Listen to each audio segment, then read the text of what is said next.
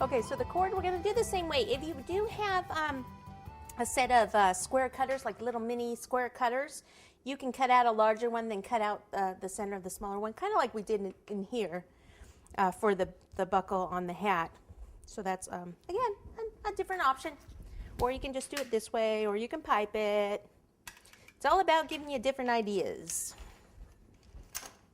Alrighty. I just am so excited to see how this leprechaun comes out. Alright, buckle will be like in here, here, here, something like that.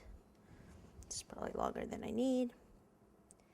And we'll do this.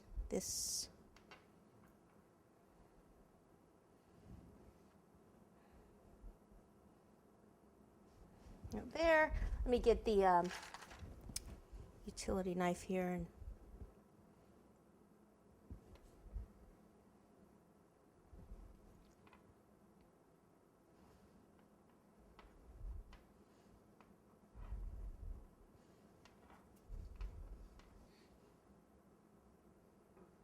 oop.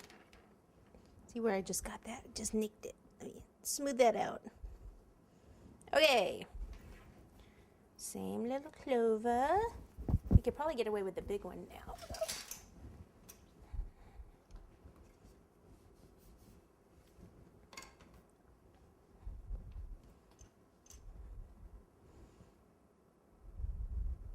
I'm just fixing my little ruffly edges.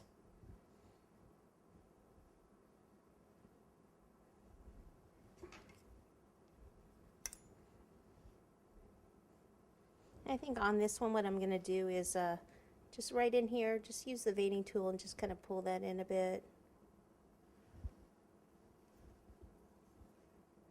And kind of pull it, like curve that a little. There we go. Okay, and now I've got a little bit of white. Let me wrap this up lightly here.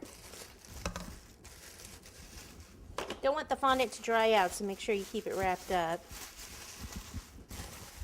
Okay, so we're going to do the eyes. So we're going to do some white. Okay, so for the eyes, white, and probably go a little smaller. So I need 2 balls about the same size, close in size.